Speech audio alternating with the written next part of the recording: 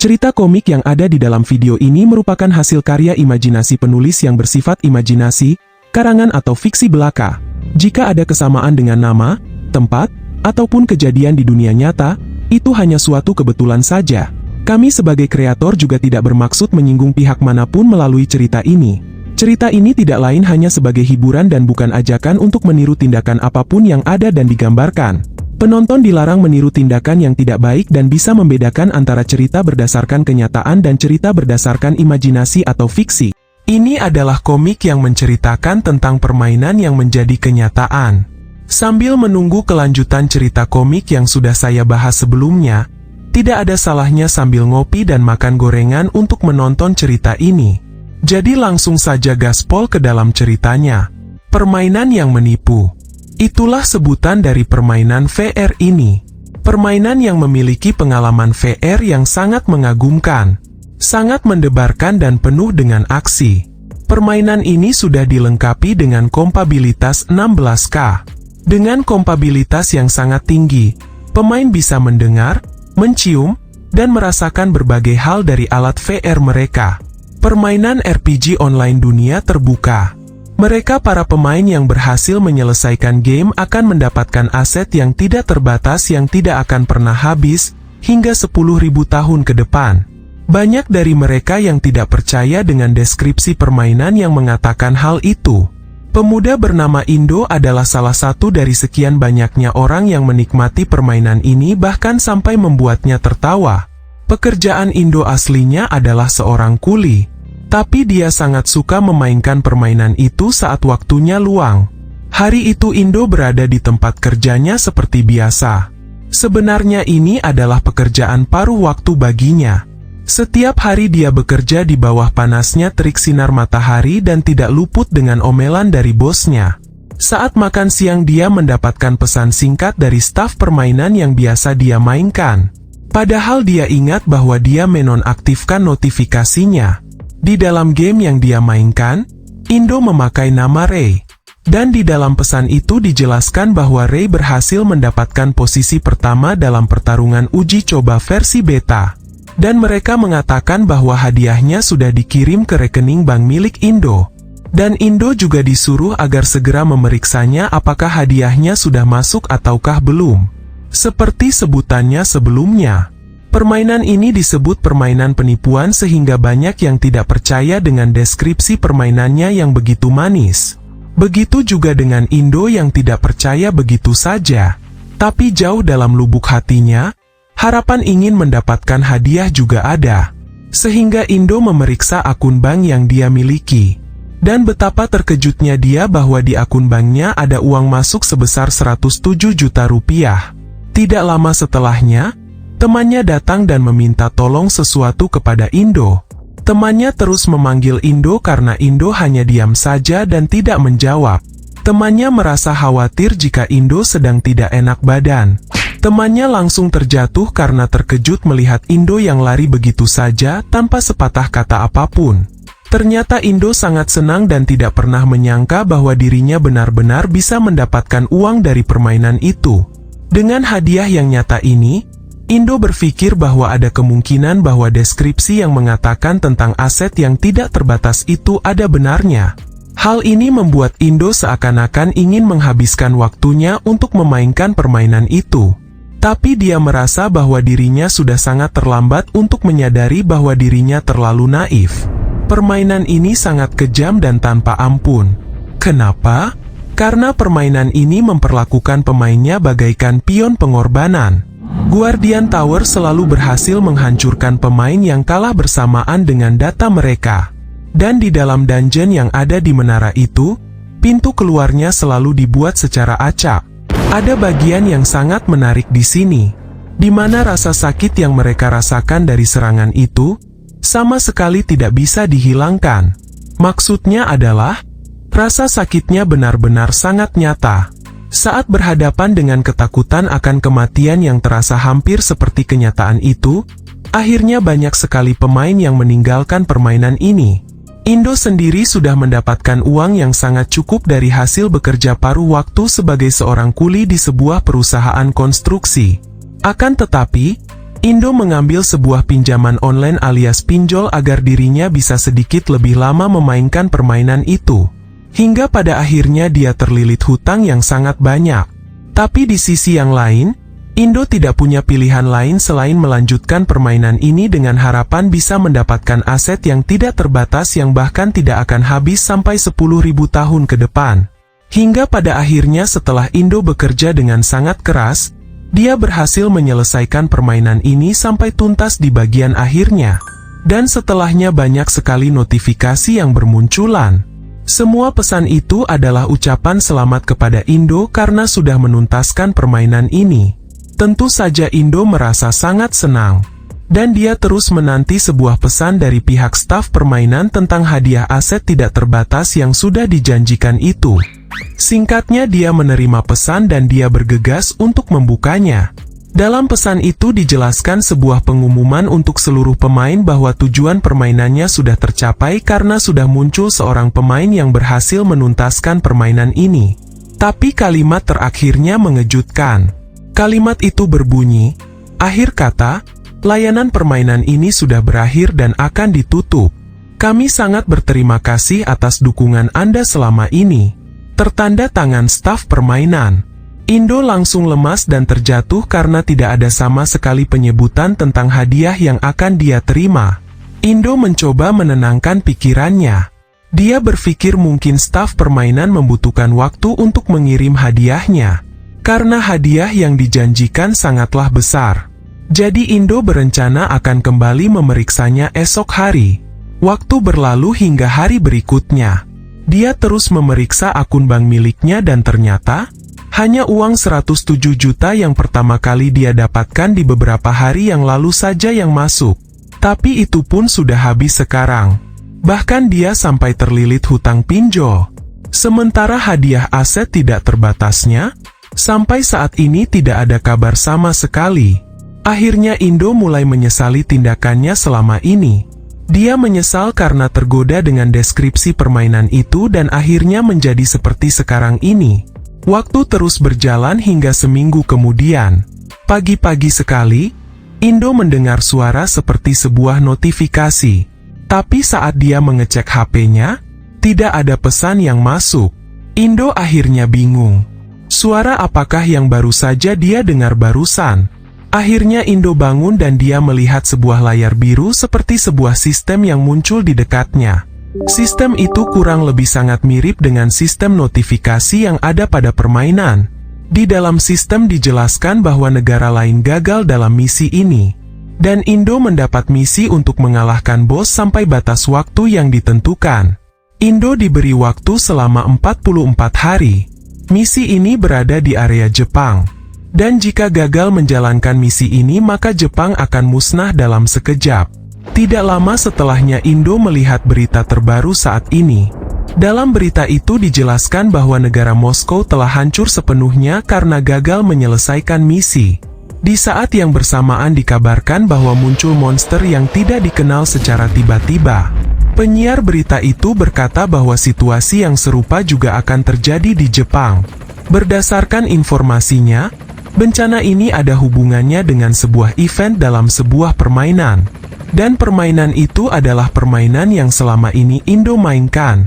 Namun pihak pemerintah menyangkalnya. Mereka berasumsi bahwa bencana itu disebabkan oleh bencana alam akibat pergerakan benua dalam skala yang sangat besar. Tiba-tiba siaran berita yang dilakukan secara langsung itu terputus. Sebelum siarannya terputus, mereka mengatakan bahwa monster itu melihat ke arah mereka. Indo sangat yakin bahwa bencana itu bukan disebabkan oleh bencana alam melainkan datang dari permainan itu. Meski di tengah situasi yang sangat gila di mana permainan menjadi kenyataan, entah kenapa Indo merasa sangat tenang. Di dalam ketenangan itu hanya ada satu hal yang muncul di pikirannya, yaitu kalimat notifikasi yang muncul saat Indo menyelesaikan permainan ini. Pesan itu mengatakan bahwa pengalaman yang Indo dapatkan di dalam permainan akan menjadi aset besar baginya. Indo paham bahwa aset pengalaman yang dimaksudkan itu mengacu pada berbagai strategi dalam permainan. Dan sebagai satu-satunya orang yang sudah pernah menyelesaikan permainannya ini, Indo merasa bahwa dirinya seolah-olah seperti ditakdirkan untuk menyelamatkan dunia ini. Dengan kata lain, dengan pengalaman yang dia miliki saat ini, dia juga bisa menghasilkan uang sekarang. Setelah game ini menjadi kenyataan, maka isi cerita di dalamnya kurang lebih akan mirip dengan yang ada di dalam game. Di dalam sebuah game biasanya membutuhkan yang namanya XP untuk naik level. Meski game ini menjadi kenyataan, tapi proses untuk naik level tetap sama dengan yang ada di dalam game itu. Indo berlari mengikuti sebuah tanda asap hitam yang akan menuntunnya ke tempat di mana dungeon itu berada. Tapi tiba-tiba saja seorang pria bernama Takuo menghadangnya. Pria itu adalah seorang penagih hutang. Dia kesal kepada Indo karena Indo terlihat seperti sedang ingin melarikan diri. Hutang ini lain lagi karena urusan hutang ini bermula dari 1 tahun yang lalu, di mana ada perusahaan finansial yang saat itu menawarkan sebuah pinjaman tanpa bunga kepada seluruh pemain. Dan pemain bisa membayarnya ketika pemain itu sudah bisa menghasilkan uang dari game itu. Saat itu Indo tergiur dengan iming-iming yang seperti itu. Tapi faktanya itu hanyalah sebuah jebakan. Awalnya mereka mengirim uang sebesar 21 juta sesuai janji, tapi saat Indo sudah menghabiskan uang itu, tiba-tiba saja mereka mengirim pernyataan dengan bunga pinjaman yang sangat tinggi. Mereka menuntut bunga pinjaman sebesar 50% dalam waktu 10 hari. Akhirnya Indo mencari pinjaman lain dengan bunga yang lebih kecil, hanya untuk menutupi hutangnya yang ini. Namun, saat Indo ingin membayarnya, mereka seperti sengaja tidak bisa dihubungi. Sehingga bunga pinjaman Indo semakin membesar. Itulah masalah yang terjadi antara Indo dengan pria bernama Takuo itu. Tapi tujuan Takuo saat ini bukan untuk menagih hutang karena situasi di dunia sudah sangat berbeda ketika game menjadi kenyataan. Tujuan Takuo adalah meminta informasi sebanyak mungkin dari Indo mengenai game itu. Karena Takuo tahu bahwa Indo sering memainkannya. Tapi Indo masih menyimpan dendam kepada Takuo. Ditambah, Takuo memiliki sikap yang selalu kasar dan tidak ada lembut-lembutnya sama sekali. Indo berniat menghajarnya dengan skill bernama pukulan pemula yang powernya sudah ditingkatkan sampai 50%. Dan pria bernama Takuo itu langsung tidak sadarkan diri setelahnya. Tidak jauh dari Indo ada seorang pria dan wanita di sebuah mobil. Mereka sempat melihat kemampuan yang Indo keluarkan. Pria itu tidak menyangka bahwa dia akan bertemu dengan orang yang berpengalaman secepat ini. Sin kembali ke tempat Indo yang sudah sampai di tempat dungeon. Indo melihat sebuah mobil terparkir yang itu artinya sudah ada orang lain yang masuk ke dalam dungeon ini. Singkatnya dia masuk ke dalam dungeon hingga dia mencium bau darah yang sangat tajam. Tidak lama setelahnya dia melihat beberapa monster yang sudah tergeletak tidak bernyawa. Dan di tempat itu juga sudah ada beberapa orang dan mereka melihat kedatangan Indo. Pria dengan penutup kepala itu berkata bahwa dialah yang sudah menghabisi monster level tinggi.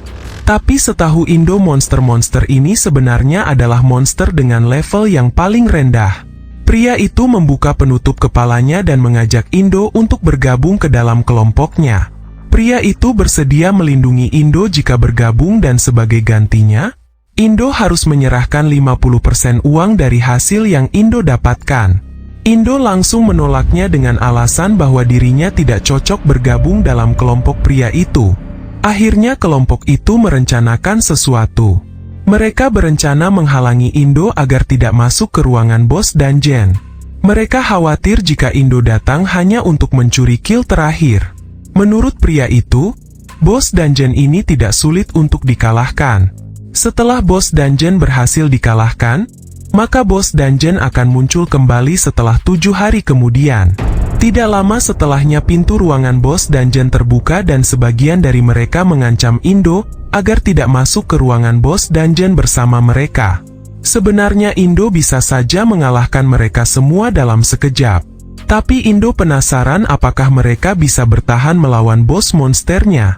Jadi Indo membiarkan mereka untuk masuk lebih dulu. Indo berencana menunggu mereka. Indo juga penasaran seberapa jauh mereka bisa bertahan. Sin pindah di dalam dungeon dan mereka membicarakan Indo yang tidak melawan saat mereka melarangnya masuk. Padahal rencana mereka adalah membiarkan Indo masuk jika Indo bersikeras untuk masuk, lalu menghabisi Indo di dalam ruang bos ini. Sikap mereka melarang Indo masuk hanya alibi agar rencana mereka ini tidak mencolok. Tidak lama setelah mereka berjalan, tiba-tiba saja muncul hembusan angin yang sangat kuat dan setelahnya disusul dengan munculnya kobaran api yang besar. Pria itu langsung terkejut karena dia tidak pernah menyangka akan kejadian seperti ini. Barulah setelah itu muncul bos dungeon dengan api di mulutnya. Dalam hitungan detik bos dungeon langsung menghempaskan mereka semua. Mereka semua terpelanting ke belakang. Bahkan ada yang terhempas jauh dan berhenti setelah mereka menghantam dinding. Akibat hempasan barusan, mereka langsung mendapatkan luka yang bisa dibilang parah. Pria itu menyuruh mereka semua agar segera mundur dan kembali. Tapi mereka tidak bisa membuka pintunya yang sudah tertutup dengan sangat rapat. Pria itu tidak punya pilihan lain. Dia menyuruh pria pengguna perisai untuk menahan dan mengalihkan serangan bos dungeon. Awalnya pria perisai merasa ragu. Tapi pria itu dipaksa agar menahan serangan dari bos. Mau tidak mau dia pun bersiap dan bos dungeon juga sudah mengangkat senjatanya. Senjata itu langsung mendarat dan menghancurkan pria pembawa perisai. Bahkan bos dungeon memiliki kekuatan yang bisa menghancurkan perisai kualitas level epic itu dengan giginya. Pria itu terkejut karena seharusnya monster yang mereka lawan adalah monster yang kekuatannya masih berada di bawah mereka. Monster yang seharusnya bisa dikalahkan dengan pemain level 1 asalkan pemain itu tahu strateginya. Itulah yang seharusnya terjadi setelah game ini mengalami update. Karena sebelum game diupdate, banyak pemain yang sepakat bahwa bos dungeon mustahil untuk dikalahkan. Dengan kata lain, game yang menjadi kenyataan adalah game yang belum diupdate ke versi yang terbaru. Pria ini ingat bahwa masih ada orang itu di luar ruangan. Secara pengetahuan, pintunya memang tidak akan bisa dibuka dari dalam. Tapi pintu bisa dibuka dari luar jika pria itu ingin masuk. Akhirnya pria itu berteriak sangat keras memanggil Indo agar segera masuk. Pria itu juga berjanji akan membagikan hadiahnya jika Indo bisa membantunya mengalahkan bos dungeon. Tapi pria itu sama sekali tidak mendapat respon dari Indo.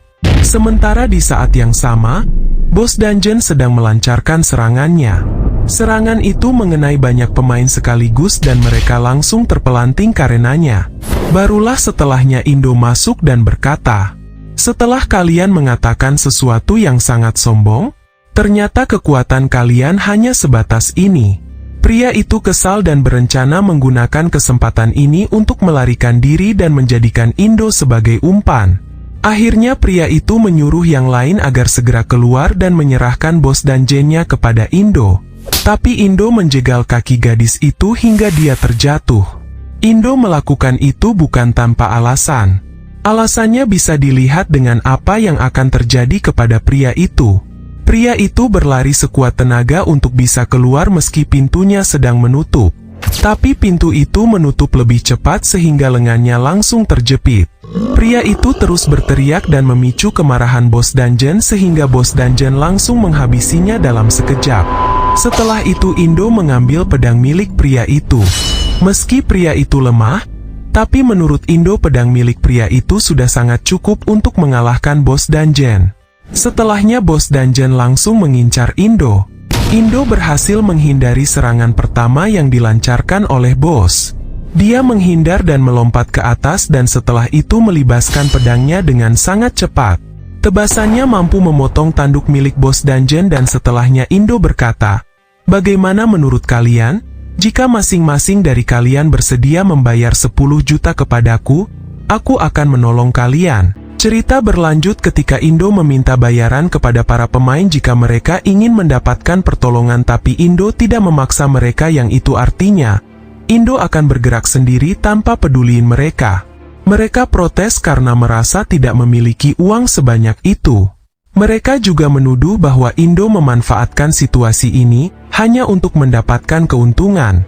Indo pun dengan sangat tegas berkata jika mereka tidak memiliki uang, maka mereka harus bekerja dengan sangat keras, yaitu dengan cara membagikan hadiah dari hasil menghabisi monster sebanyak 90%. Indo memberi mereka diskon 10% karena biasanya Indo akan mengambil semuanya. Mereka protes karena Indo terlalu berlebihan karena pemimpin mereka yang sudah mati itu saja hanya mengambil jatah 50%. Indo tidak memaksa mereka karena Indo hanya melakukan penawaran yang sesuai dengan harga nyawa. Di saat yang bersamaan Bos Dungeon kembali bangkit. Bos Dungeon sangat murka karena tanduk berharganya sudah dipotong. Dia langsung menyemburkan api ke arah para pemain. Dua pemain itu tidak bisa menghindar sehingga mereka menggunakan kekuatan yang mereka miliki untuk menahannya. Sementara Indo sendiri menghindari serangan itu dengan melompat ke atas. Dua pemain itu langsung terjatuh setelahnya karena kekuatan yang mereka miliki tidak cukup kuat. Indo tersenyum karena pemain itu masih selamat dari serangan barusan. Tapi Indo tidak yakin bahwa mereka akan selamat jika Bos Dungeon kembali menyerang. Akhirnya mereka berdua mengerti dan sepakat dan bersedia bekerja keras sebagai anak buahnya Indo. Akhirnya kesepakatan terjalin dan Indo mulai fokus kepada Bos Dungeon. Indo berkata, "Sudah lama sejak terakhir kali aku menghabisimu." Dan Bos Dungeon menjawab bahwa dirinya sama sekali tidak ingat jika dirinya pernah dikalahkan oleh manusia seperti Indo. Bahkan para pemain lain juga merasa bingung karena setahu mereka saat di dalam game sudah diupdate ke versi terbarunya sebelum Bos Dungeon yang kuat ini dikalahkan oleh pemain manapun. Tapi faktanya berbeda. Sebelum game diupdate ke versi yang terbaru, Indo sudah berhasil mengalahkan Bos Dungeon yang kuat ini 1 kali. Namun di dalam beritanya atau informasinya itu dipalsukan sehingga seolah-olah Indo hanya menghabisi monster biasa. Dan akhirnya tidak pernah muncul berita bahwa Bos Dungeon yang kuat ini pernah dikalahkan oleh pemain. Dan itu bisa Indo buktikan secara langsung sekarang. Di mana Indo mampu menangkis serangan Bos Dungeon yang kuat ini hanya dengan sebuah pedang. Memang Indo mengakui bahwa serangan Bos Dungeon ini sangat super duper kuat. Bahkan saking kuatnya, pemain veteran yang levelnya sudah mencapai level 50 saja akan langsung mati jika terkena serangan Bos Dungeon barusan. Dan itu berlaku kepada Indo yang saat ini hanya berlevel 1. Akan tetapi, Indo memiliki rahasia atau trik untuk menghadapi Bos Dungeon. Setiap serangan yang dilancarkan Bos Dungeon saat ini, Indo selalu berhasil menghindarinya. Karena gerakan yang dilancarkan Bos Dungeon saat ini sama persis dengan gerakan yang ada di dalam game. Dua pemain itu terus memperhatikan pertarungan Indo yang saat ini sedang membalikkan keadaan. Bahkan tanpa sadar mereka berdua terlihat sangat senang dan terus memberi semangat agar Indo tidak memberi ampunan kepada Bos Dungeon-nya. Indo yang mendengar ocehan mereka langsung menjawab bahwa mereka sangat berisik sehingga dua pemain itu kembali kesal kepada Indo. Waktu terus berlalu dan pertempuran masih berjalan cukup sengit. Bos Dungeon itu mengakui bahwa kemampuan Indo dalam menghindari serangannya sangat hebat. Tapi Bos Dungeon juga cukup yakin bahwa sebentar lagi Indo akan kalah di tangannya. Bos Dungeon itu berhasil menyudutkan Indo hingga ke bagian tepi dinding. Alasannya, agar Indo tidak lagi bisa menghindari serangannya. Sebelum melancarkan serangannya, Bos Dungeon memberi kesempatan kepada Indo untuk mengucapkan kata-kata terakhirnya. Akhirnya Indo pun berkata, "Bahkan seranganmu saja tidak ada yang berhasil mengenaiku saat ini." Ucapan Indo langsung membuat Bos Dungeon sangat murka sampai ke ubun-ubunnya. Bos Dungeon mulai mengerahkan kekuatan penuhnya pada serangan semburan apinya. Bahkan saking kuatnya, hawa panasnya bisa dirasakan oleh dua pemain itu. Api itu disebut sebagai api hitam yang bisa membakar segalanya. Api yang cukup mematikan karena bisa mencakup area yang sangat luas dan bisa menghabisi pemain yang memiliki level 99. Dengan kata lain, ini adalah serangan terkuat sekaligus usaha terakhir dari Bos Dungeon untuk menghabisi lawannya. Tapi hal ini sama sekali tidak mengejutkan Indo. Bahkan Indo menunggu momen yang seperti ini datang. Indo mulai mengaktifkan kemampuan pemula yang dia miliki, dan mengaktifkan peningkatan kekuatan sebesar 50%. Setelah itu dia melesat dengan kecepatan sangat tinggi. Dijelaskan bahwa kemampuan api hitam milik Bos Dungeon sangat kuat sekali. Akan tetapi hal itu sekaligus kelemahannya karena di saat bos dungeon sedang mengerahkan api hitam, maka pertahanan yang dia miliki adalah nol. Indo melesat hingga ke langit-langit dinding itu untuk menciptakan momentum gaya dorong yang sangat kuat. Indo sudah tahu bagian mana yang harus dia incar. Targetnya adalah bagian mulut dari bos dungeon. Indo menghentakkan kakinya dan meluncur ke bawah sambil menghunuskan pedangnya. Dia mendarat sangat keras, tepat di atas mulut bos dungeon. Indo tahu bahwa ketika api hitam sudah diaktifkan, maka hal itu tidak akan bisa dihentikan. Dengan menutup mulut bos dungeonnya, maka api hitam itu akan membakar tubuh bos dungeon dari dalam.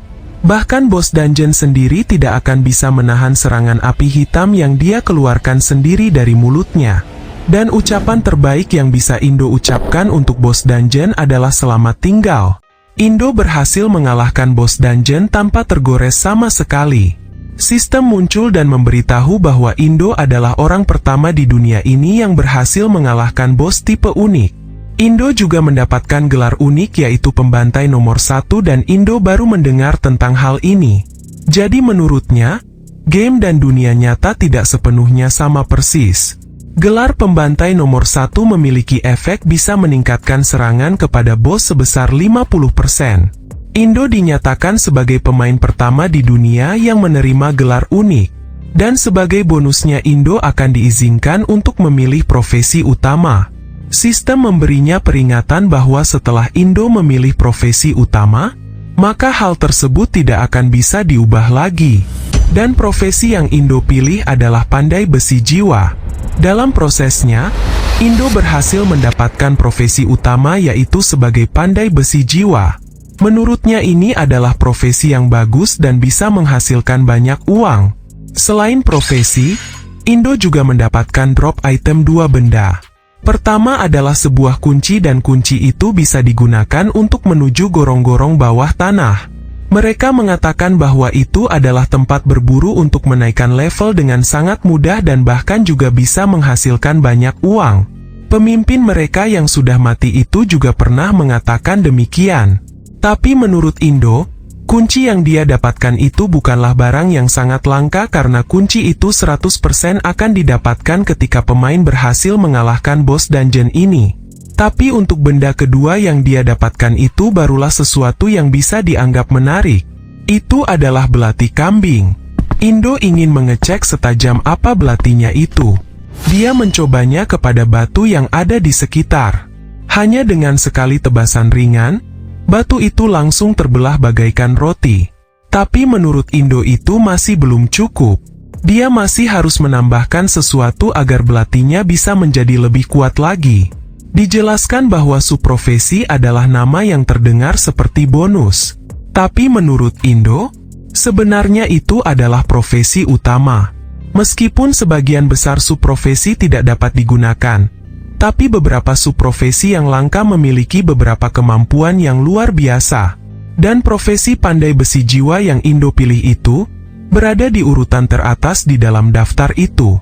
Segala sesuatu memiliki pecahan jiwa. Tidak hanya manusia saja yang memilikinya tetapi tumbuhan dan mineral juga memilikinya. Dan benda yang disebut sebagai pecahan jiwa, bisa digunakan sebagai bahan untuk membuat atau bahkan memperkuat semua hal termasuk belati itu. Profesi pandai besi jiwa adalah satu-satunya profesi yang memiliki peluang untuk menyelesaikan game ini. Dan belati yang Indo dapatkan itu bisa ditingkatkan dengan kemampuan profesi pandai besi jiwa miliknya. Tapi bahan yang Indo butuhkan adalah pecahan jiwa dan untuk mendapatkannya, Indo harus menjalin kontrak dengan penyihir tipe F. Indo menggunakan kemampuan mata jiwanya untuk melihat informasi dasar milik gadis itu. Gadis itu bernama Rumi dan dia adalah seorang penyihir tipe F. Untuk mendapatkan ekstrak pecahan jiwa, Indo harus menjalin kontrak apapun dengan Rumi. Dalam proses ekstraknya nanti tidak akan ada efek sampingnya. Sebelumnya Indo sudah membuat kontrak dengan mereka mengenai pembagian hasil sebesar 90%. Jadi sekarang Indo harus membuat kontrak baru dengan mereka khususnya adalah dengan Rumi. Indo menggunakan kunci itu untuk membuat kontrak baru. Indo mengajak mereka berdua untuk farming menggunakan kunci itu dan sebagai balas budi mereka, Indo memberi sebuah kontrak atau perjanjian kepada mereka. Kontraknya adalah, mereka berdua harus memberikan semua drop item yang ada di daftar yang sudah Indo buat. Dan benda yang tidak ada di dalam daftar, mereka berdua bisa memilikinya. Mereka berdua menerima kontrak itu dengan senang hati karena menurut mereka, hal itu masih menguntungkan mereka. Pada akhirnya syarat terpenuhi setelah Rumi menjalin kontrak ini. Dan Indo mendapatkan sebuah ekstrak jiwa penyihir tipe F. Bahan yang dibutuhkan sudah ada dan Indo langsung menggunakan bahan itu dengan kemampuan pandai besi jiwanya untuk meningkatkan belatinya. Singkatnya dia berhasil meningkatkan belatinya. Sekarang daya serang belati itu meningkat sangat tajam dan bahkan sudah dilengkapi dengan skill tebasan jiwa. Karena penasaran, Indo bergegas mencoba skill tebasan jiwa. Satu kali ayunan belatinya langsung membuat efek hantaman dan menimbulkan daya hancur yang sangat besar. Petualang itu langsung terjatuh karena mereka terkejut dengan daya hancur yang ditimbulkan dari belati milik Indo. Semua yang Indo ingin dapatkan di sini sudah selesai kecuali satu yang belum. Indo berjalan melewati Rumi dan menghampiri petualang yang sudah mati.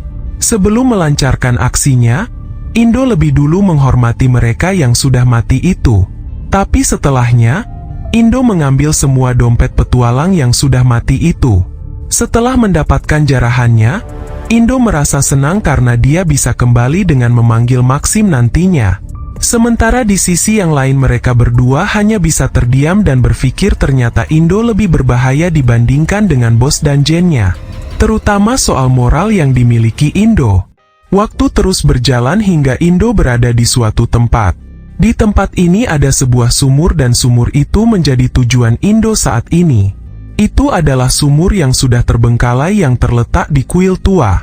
Jauh di dalam sana ada sebuah dungeon di mana seorang pemain bisa mendapatkan dan mengumpulkan poin XP.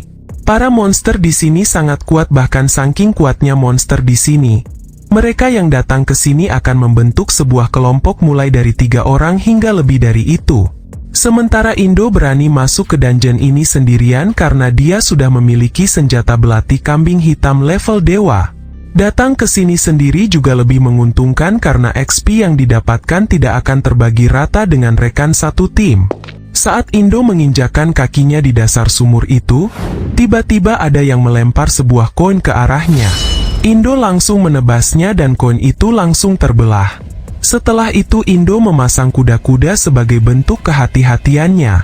Ternyata di sini sudah ada 3 pria dengan wajah seperti preman.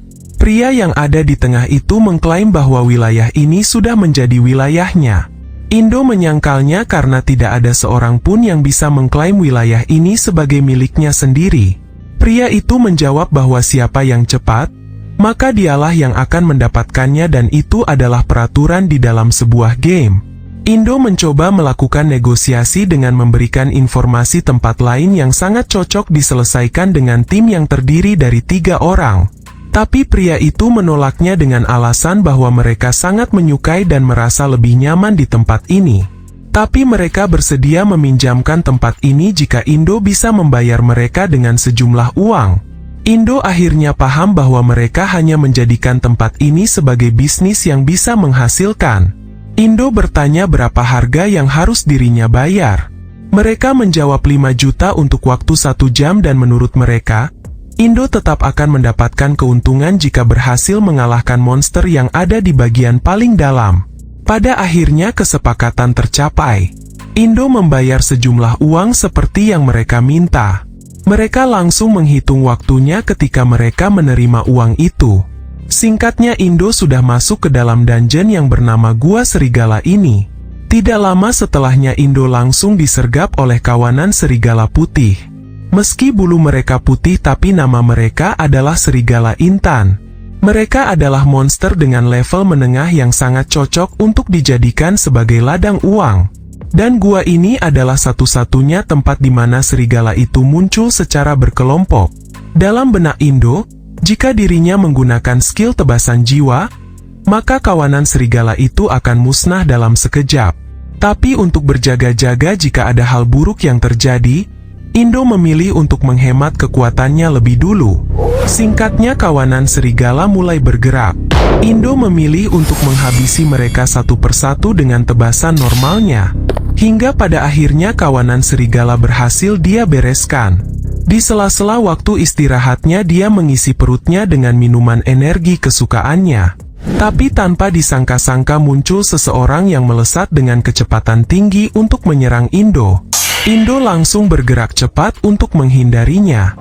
Dan Indo melancarkan serangan balik, tetapi pria itu masih bisa menghindar. Dalam benak Indo, gerakan bisa menghindar yang bagus seperti itu menandakan bahwa pria itu sudah memiliki pengalaman bertarung yang tinggi.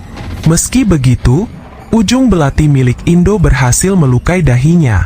Mereka sudah merencanakan ini sejak awal untuk menghabisi Indo saat Indo lengah.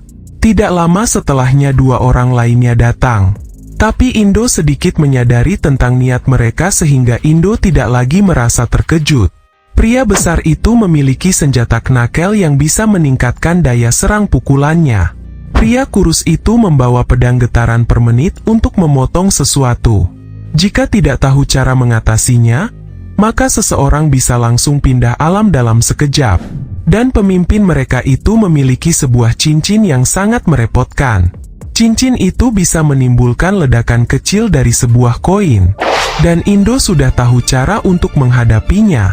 Indo berkata bahwa dirinya tidak masalah jika ada 10 atau bahkan 100 penjahat level 3 seperti mereka yang datang untuk menyerangnya.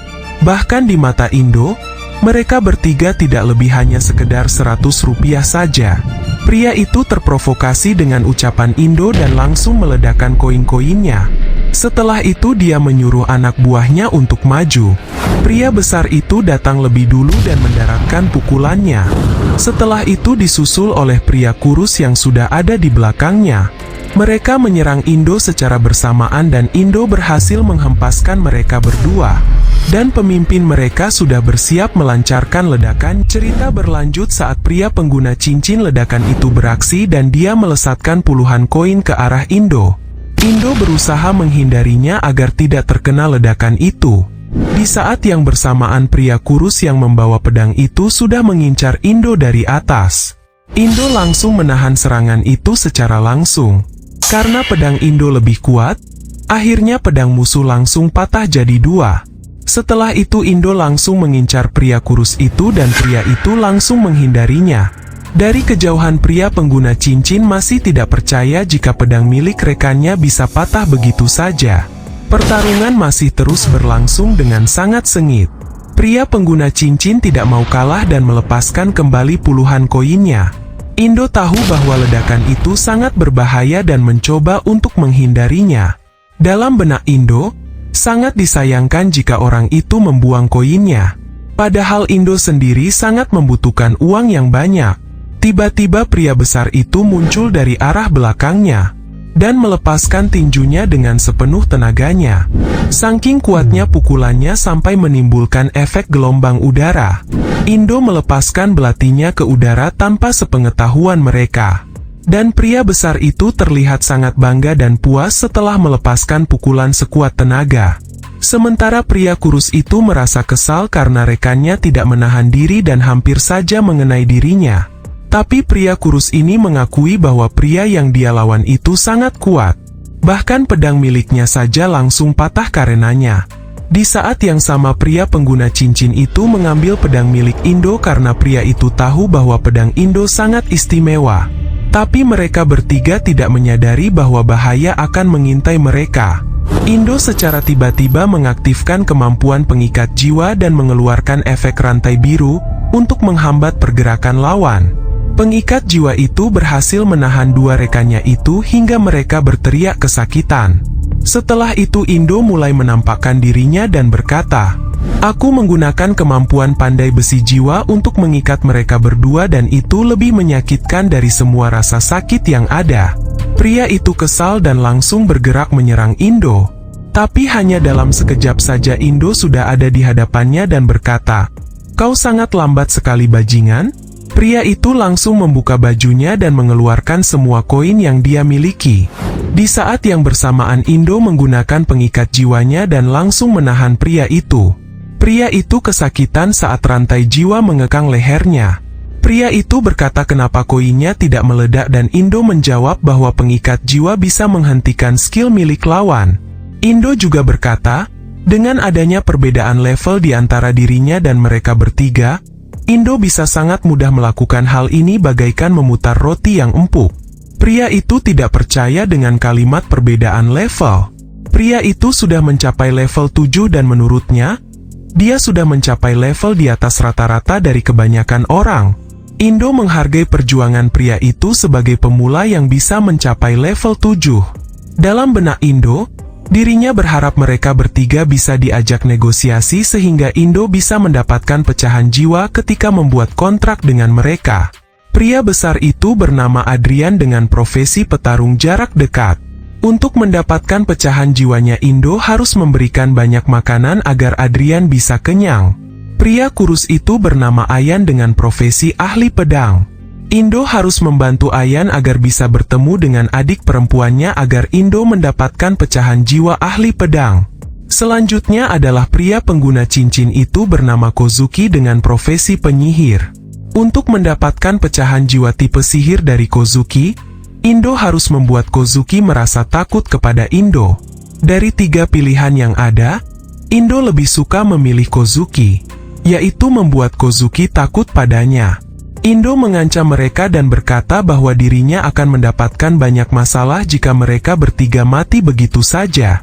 Kozuki penasaran dengan maksud dari ucapan Indo. Indo menjelaskan bahwa membiarkan mereka hidup akan lebih baik karena harga jualnya akan sangat tinggi, terutama mata, jantung dan organ dalam mereka. Indo berencana menjual mereka bertiga secara hidup-hidup kepada kenalannya. Ayan memberitahu Kozuki bahwa dirinya memiliki firasat buruk dan percaya dengan ucapan pria yang ada di bawah sana. Dalam benak Indo dirinya tidak menyangka jika mereka akan sangat mudah dibodohi dengan ancaman seperti itu. Lagian menurut Indo, dirinya yang hanya seorang pekerja kuli konstruksi dengan gaji yang rendah ini tidak akan mungkin memiliki koneksi dengan perdagangan organ dalam manusia. Pada akhirnya mereka percaya khususnya adalah Kozuki yang merasa ketakutan dari lubuk hatinya bahkan dia sampai meneteskan air mata dan meminta Indo agar tidak melakukan hal kejam padanya. Akhirnya Indo berhasil mendapatkan pecahan jiwa tipe sihir rank F karena syaratnya terpenuhi. Setelah itu Indo melepaskan mereka dan menyuruh mereka untuk menandatangani kontrak yang sudah Indo buat. Mereka langsung terkejut karena isi kontraknya menyebutkan bahwa mereka harus membayar 90% dari penghasilan mereka dan mereka harus patuh kepada Indo. Indo kembali mengancam mereka karena mereka berani komplain. Mereka langsung ketakutan dan tidak jadi komplain setelahnya. Setelah itu Indo meminta mereka agar mereka bisa memandu Indo untuk menuju ke orang yang selama ini mendukung mereka. Mereka terkejut karena Indo bisa tahu sampai sejauh itu. Indo menjawab bahwa peralatan yang mereka gunakan itu bukanlah peralatan yang bisa dipersiapkan oleh orang lemah seperti mereka bertiga. Itu artinya sudah sangat jelas bahwa ada seseorang di belakang mereka. Kozuki memohon dan bersedia melakukan apapun kecuali hal itu. Karena jika bos tahu bahwa mereka bekerja kepada orang lain selain dia, maka mereka bertiga akan tamat. Indo memberi mereka 2 pilihan, yaitu melawan bos mereka atau memilih transplantasi organ dalam tanpa bius. Ayan mencoba melarikan diri karena ketakutan. Ayan beralasan bahwa dirinya tidak bisa memilih 2 pilihan yang berat itu. Tapi Indo tidak membiarkan Ayan kabur begitu saja. Singkatnya mereka bersedia membawa Indo kepada bos mereka. Dari kejadian ini Indo bisa tahu bahwa keamanan dunia ini sangat buruk. Bahkan menurutnya keamanan di dalam game lebih baik dibanding dunia ini yang sekarang. Tapi dengan kemampuan Indo yang saat ini, tidak akan ada orang yang bisa menyakitinya. Sin pindah di sebuah tempat di dalam sebuah tenda besar yang mirip seperti sirkus. Dan di dalam ada seorang pria yang dihajar oleh atasannya. Di sisi yang lain ada belasan bahkan puluhan pria yang ditahan di sebuah jeruji besi. Pria ini bernama Locke. Dia adalah tangan kanan dari bos yang ada di sini. Locke menghajar pria itu karena tidak menyelesaikan tugasnya dengan baik. Pria lain yang ada di tahanan itu mencoba menghentikan Locke agar tidak berlebihan karena pria itu bisa mati nantinya. Tidak lama setelahnya bos tempat ini muncul untuk melihat situasi di sini. Bos itu menambahkan siksaan yang keras kepada pria itu. Dia mengeluarkan senjata andalannya berupa cambuk yang keras. Tidak lama setelahnya, Kozuki, Ayan, dan Adrian tiba di tempat ini. Mereka bertiga melapor bahwa mereka gagal dalam menjalankan pekerjaan. Bosnya langsung marah saat itu juga. Terlebih, bos tidak melihat cincin yang dipakai Kozuki. Padahal itu adalah cincin pemberian bos yang sangat berharga. Kozuki menjelaskan kepada bosnya bahwa cincinnya dirampok oleh seseorang yang memiliki kekuatan seperti monster. Tapi bosnya tidak menerima alasan apapun dan langsung menyabet Kozuki dengan cambuknya. Setelah itu bos menyuruh Locke untuk memanggil Johnny. Harimau itu adalah Johnny yang mereka maksud. Bos menyuruh Johnny untuk memakan Kozuki. Di saat yang bersamaan, Indo muncul dan menghantam Johnny dengan sangat keras sehingga Kozuki selamat. Indo melindungi mereka bertiga karena mereka adalah sumber penghasilannya. Mereka bersyukur karena Indo datang meski kedatangannya dianggap sedikit terlambat dan tiba-tiba bos itu melesatkan serangan cambuknya ke arah Indo. Tapi Indo berhasil memotong cambuk itu menjadi beberapa bagian. Bos penasaran dengan identitas Indo dan Indo pun menjawab bahwa dirinya adalah bos barunya mereka bertiga. Locke tidak terima dan menuduh mereka bertiga sebagai pengkhianat. Mereka bertiga menjawab bahwa mereka takut kepada Indo. Bahkan Indo lebih menakutkan daripada bos mereka sendiri. Indo juga mengatakan sesuatu kepada puluhan pria yang ditahan itu. Indo berkata akan melindungi mereka jika mereka mau menjalin kontrak dengan Indo. Syarat yang Indo berikan adalah memberikan 50% penghasilan mereka kepada Indo. Jika mereka semua setuju, Indo juga akan memberi mereka bonus yaitu tips untuk memainkan game yang menjadi kenyataan ini. Kozuki, Ayan dan Adrian protes karena mereka hanya dikenakan 50% sementara mereka bertiga 90%. Indo menjawab karena sebelumnya mereka bertiga sudah mencoba untuk menghabisi Indo di tempat itu. Setelah itu bos sirkus menunjukkan kartunya. Itu adalah kartu lisensi dari guild dan nama asli bos sirkus adalah Andre.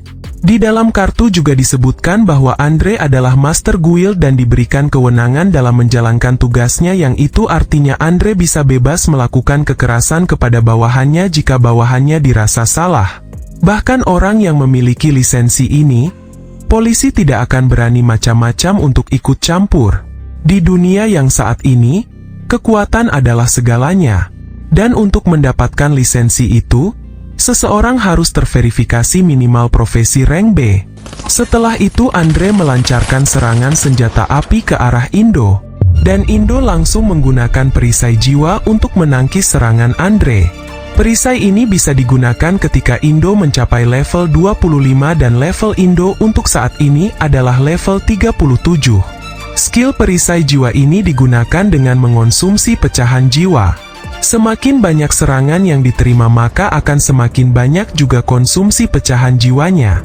Indo terus maju mendekati Andre hingga Andre terpojok ke tepian dinding.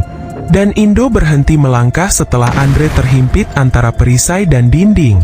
Menurut Indo, di dunia yang sekarang ini, skill jauh lebih kuat ketimbang senjata mainan seperti itu.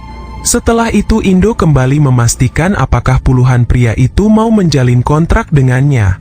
Jika mereka menjalin kontraknya, Indo memberikan satu bonus lagi yaitu membiarkan mereka semua melakukan apapun yang mereka mau terhadap Andre.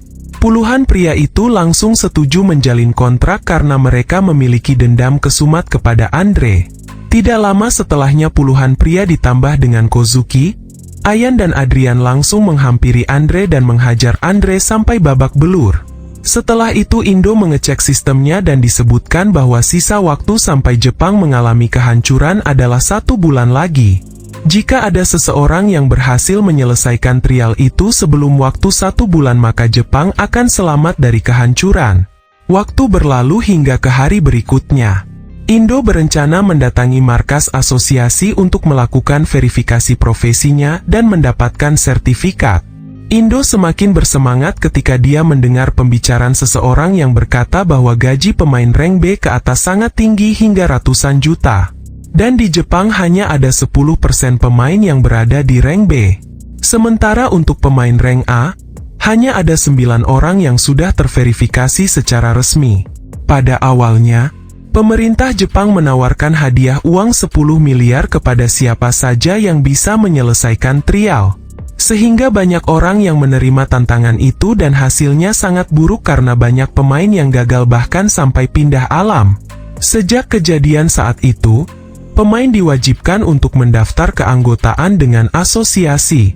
Seseorang yang tidak bergabung dengan asosiasi tidak diizinkan untuk mengikuti trial dan mereka tidak akan mendapatkan hadiah apapun jika menyelesaikannya secara diam-diam. Dan tujuan Indo ingin mendaftarkan diri karena hadiah uang yang besar itu. Tidak lama setelahnya seseorang melempar tiang besi ke arah Indo. Dan orang yang melancarkan serangan itu adalah Takuo. Dia sangat bangga dan pamer bahwa saat ini dia sudah memilih profesi pengguna tombak. Indo tertawa karena profesi itu adalah profesi yang kuat di awal. Tapi pada akhirnya akan tertinggal karena tidak mampu mengikuti inflasi kekuatan. Takuo penasaran dengan profesi yang dipilih oleh Indo dan Indo pun menjawab bahwa profesi miliknya adalah profesi pemula. Takuo langsung tertawa karena itu artinya Indo setara dengan orang biasa. Akhirnya Takuo mengambil tiang besi itu dan berniat balas dendam karena sebelumnya Takuo dibuat pingsan oleh Indo. Takuo melancarkan serangan tombaknya dengan sangat cepat. Tapi di saat yang sama Indo berhasil menghindarinya dengan sangat mudah. Takuo sangat terkejut dengan kemampuan menghindar dari Indo dan Indo langsung menghempaskan Takuo hingga dia terbang ke langit. Singkatnya Indo sudah sampai ke petugas pendaftaran dan Indo harus membayar sebesar Rp850.000. Setelah menyelesaikan administrasi pembayarannya, Indo didatangi oleh petugas lain yang akan memandunya ke tempat ujian sertifikasi rank. Singkatnya Indo dan petugas itu sudah ada di sebuah tempat dan di depan mereka ada sebuah batu besar. Dan Takuo hanya perlu menyentuh batunya. Dan efek yang ditimbulkan sangat mengejutkan petugas itu. Singkatnya hasil tes ujiannya sudah keluar dan kemampuan Indo dinyatakan setara dengan pemain rank A. Petugas itu mengatakan bahwa seorang pemain bisa mengubah profesinya sebagai ahli pedang, penyihir, dan penyembuh. Dan pihak asosiasi berencana membantu Indo untuk mengubah profesinya. Indo menolaknya karena masih belum ada profesi yang cocok dengannya saat ini. Petugas itu mengatakan jika Indo tidak mengubah profesinya, maka Indo akan diklasifikasikan sebagai pemain rank E dalam standar internasional. Dan pemain rank E memiliki banyak pembatasan seperti misalnya tidak akan bisa membuat sebuah guild. Sejauh ini hanya ada satu profesi yang bisa menuntaskan game ini yaitu profesi pandai besi jiwa yang sebelumnya sudah Indo pilih. Jadi Indo berencana tidak akan mengganti atau mengubah profesinya. Akhirnya Indo memilih tetap berada di rank E. Karena meski rank E, dirinya tetap mendapatkan hadiah 2 miliar ketika berhasil menyelesaikan trial. Singkatnya Indo mendapatkan sertifikasi pemain rank E. Saat di jalan, banyak sekali orang yang mencari pemain rank D atau lebih tinggi untuk bergabung dengan guild mereka. Bahkan ada 2 gadis mendekati Indo karena Indo terlihat keren. Tapi Indo memberitahu mereka bahwa dirinya hanyalah pemain rank E. Di dunia ini pemain dengan rank E hanya dipandang tidak berguna.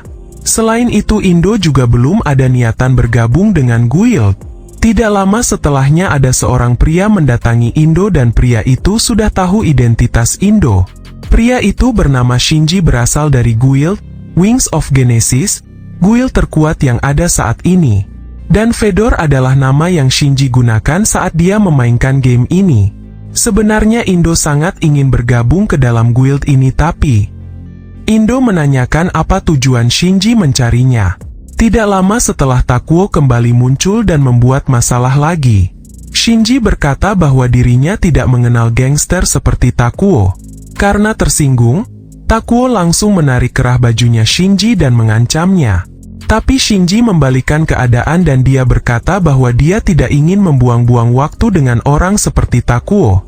Setelah itu Takuo pergi begitu saja. Singkatnya, Shinji dan Indo melanjutkan obrolan mereka di sebuah restoran. Shinji tahu bahwa Indo masih berada di rank E karena Indo menolak mengubah profesinya. Shinji mengajak Indo bergabung ke dalam guildnya dan berjanji akan membayar Indo sampai 11 miliar per tahunnya. Itu adalah jumlah yang sangat fantastis dan akan Indo ambil jika di masa lalunya. Tapi untuk sekarang Indo menolaknya dengan alasan bahwa dirinya masih belum ingin bergabung dengan guild manapun. Shinji mencoba negosiasi dengan menambahkan informasi berharga kepada Indo karena guild mereka didukung oleh lembaga pemerintah dan juga guild luar negeri. Yang itu artinya bahwa Guild Wings of Genesis adalah wiki terbesar di dunia. Dan Shinji akan memberikan hak khusus kepada Indo jika Indo bergabung ke dalam guildnya. Setelah itu Indo bertanya, "Dengan informasi itu, bisakah kau memberitahu siapa pemain yang sudah menyelesaikan game ini sebelum game ini menjadi kenyataan?" Shinji menjawab tidak ada orang di dunia ini yang pernah menyelesaikan game itu. Karena jawaban Shinji tidak sesuai dengan yang diharapkan Indo, akhirnya Indo menolak bergabung di guild ini. Setelah itu Shinji memberikan informasi kontaknya kepada Indo dan menyuruh Indo menghubunginya jika Indo berubah pikiran.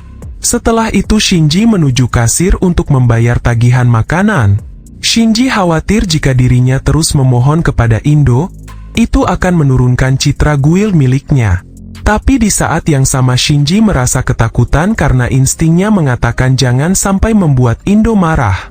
Setelah itu Indo kembali mendekati Shinji dan memberikan sesuatu. Itu adalah informasi kontak milik Indo dan Indo berkata, "Jika kau membutuhkan bantuan silahkan hubungi aku dan aku akan menerimanya tergantung bayarannya." Setelah itu Indo pergi meninggalkan Shinji.